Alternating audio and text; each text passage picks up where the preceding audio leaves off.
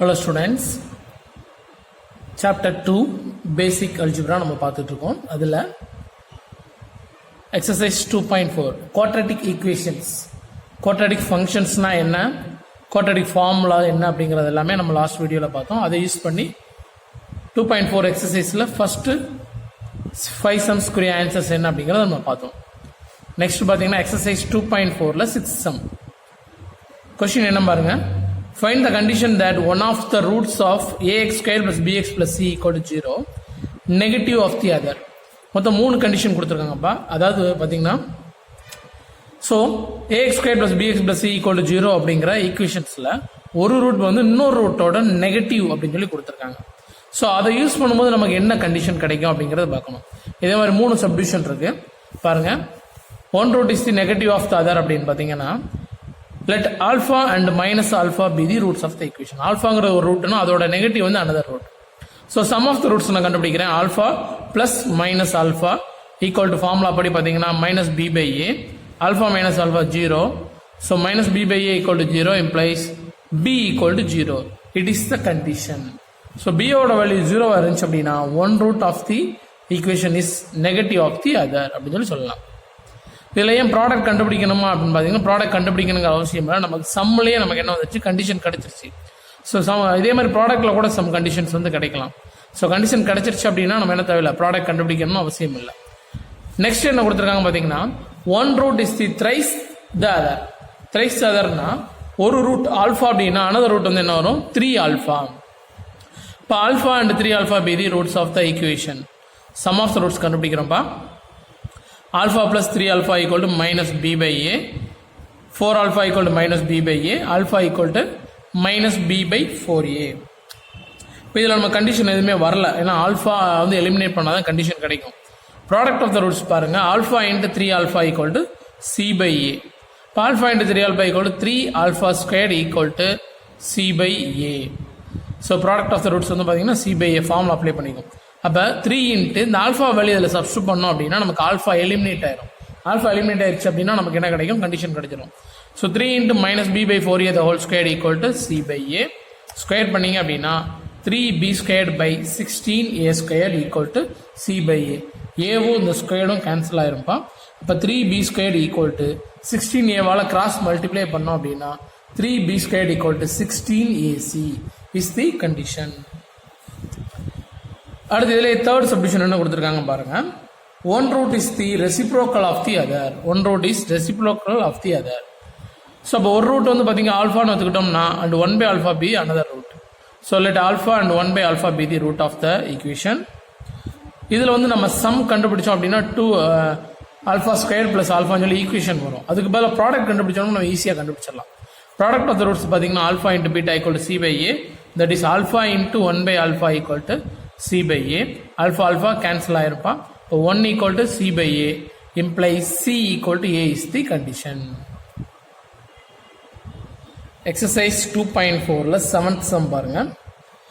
so question என்ன அப்படின்னு read பண்ண பாருங்க. if the equations x squared minus ax plus b equal to 0 and x squared minus ex plus f equal to 0 have one root in common and if the second equation has equal roots then prove that AE equal to 2 into B plus F.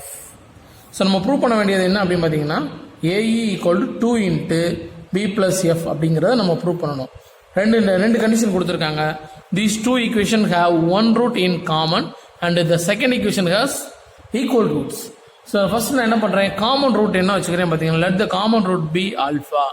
ஆல்ஃபாங்கிறது common ரூட்னு வச்சுக்கிறேன்ப்பா. அடுத்து பார்த்தீங்க அப்படின்னா second equation equal roots அப்படின்னா ஒரு root ஆல்ஃபானா another ரூட்டும் alpha தான் இருக்கும். ஸோ ஃபர்ஸ்ட் ஈக்குவேஷனுடைய ரூட்ஸ் ஆல்ஃபா அண்ட் பீட்டான்னு வச்சுக்கிறோம்ப்பா. செகண்ட் ஈக்குவேஷன் ஈக்குவல் ரூட்ஸ்னால ஆல்ஃபா அண்ட் ஆல்ஃபா.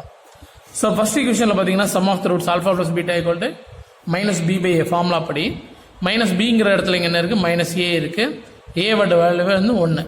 ஸோ அப்போ a alpha beta equal to c by அப்போ பி பை 1 அப்போ என்ன வரும், பி. இதே மாதிரி பார்த்தீங்கன்னா செகண்ட் ஈக்குவேஷனில் சம் ஆஃப் த ரூட்ஸ் பார்த்தீங்கன்னா alpha plus alpha equal to e by 1 minus of minus e by 1னா இ வரும். அப்போ 2 alpha equal to e, alpha equal to e by 2.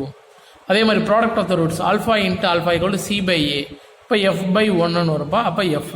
இப்போ alpha squared equal to f, அப்போ ஆல்ஃபாக்கு பதில் e by 2 value substitute பண்ணிங்கன்னா e by 2 the whole squared equal to f. இப்போ e squared by 4 equal to f, e squared equal to 4f. இதை நம்ம சில கண்டிஷனில் நம்ம அப்ளை பண்ணுறதுக்கு நம்ம யூஸ் பண்ணிக்கலாம் இது ரெண்டுமே.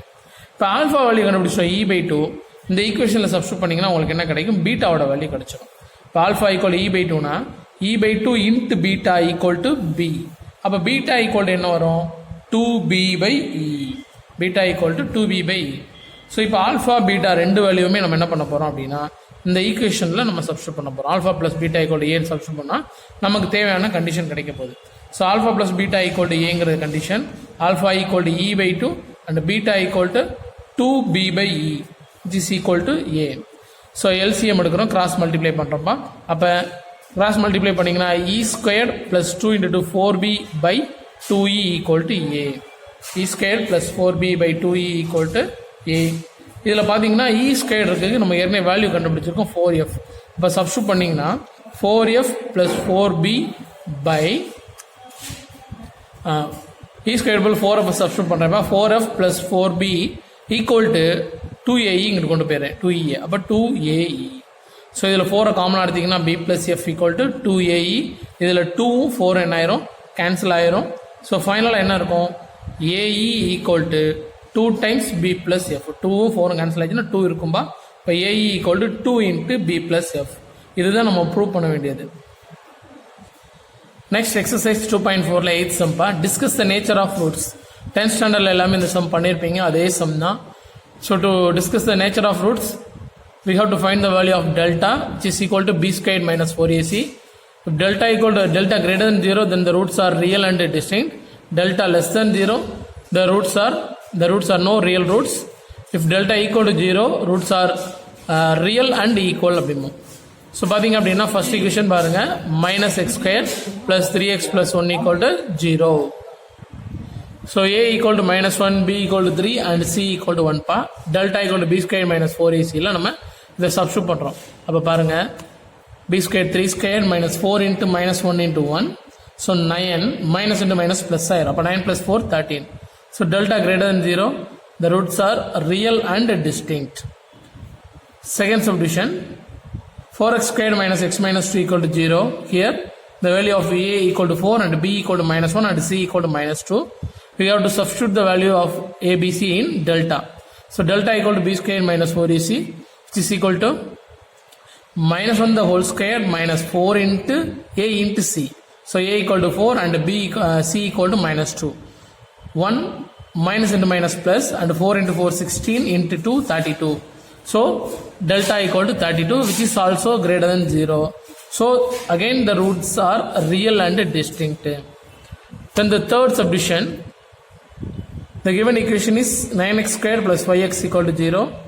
Here a equal to 9 and b equal to 5, c equal to 0. So c oda value constant இல்லை அப்படின்னு நினைச்சிடக்கூடாது, c equal to 0 நாமளா எடுத்துக்கிறோம். So delta equal to b square minus 4ac substitute பண்ணுறீங்க. 5 ஸ்கொயர் அப்படிங்கிறப்ப என்ன வரும், 25.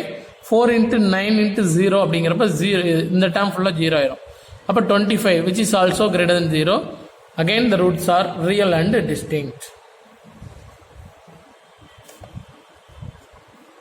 Exercise 2.4ல 9th sum பாருங்க. Check whether the graph intersect at x-axis or not. So நம்ம இதுவும் ஸ்டார்டிங்லேயே நம்ம வந்து பார்த்துருப்போம், இன்ட்ரோடக்ஷனில் பார்த்துருப்போம். அகெயின் டெல்டா வேல்யூ நம்ம வச்சு என்ன பண்ணலாம், கிராஃப் வந்து எக்ஸ் ஆக்சிஸை இப்போ டெல்டா கிரேட்டர் தன் 0 அப்படின்னு பார்த்தீங்கன்னா 2 பாயிண்ட்ஸில் இன்டர்செக்ட் பண்ணும். எக்ஸ் ஆக்சிஸில் கிராஃப் வந்து 2 பாயிண்ட்ஸில் இன்டர்செக்ட் பண்ணும். டெல்டா ஈக்குவல் டு 0 அப்படின்னா 1 பாயிண்டில் இன்டர்செக்ட் பண்ணும். டெல்டா லெஸ் தன் 0னா எக்ஸ் ஆக்சிஸை இன்டர்செக்ட் பண்ணாது. ஸோ பாருங்கள், y equal to x square plus x plus 2 கொடுத்துருக்காங்க. So let x square plus x plus 2 equal to 0 நம்மளை எடுத்துக்கிறோம். இப்போ delta equal to b square minus 4ac. ABC என்னங்கிறது கிளியராக தெரிஞ்சுக்கணும்ப்பா. ஸோ எக்ஸ் ஸ்கொயர்டுக்கோட கோஎஃபிஷியன்ட் தான் ஏ, இதோட கோஎஃபிஷியன்ட் பி, கான்ஸ்டன்ட் வந்து சி.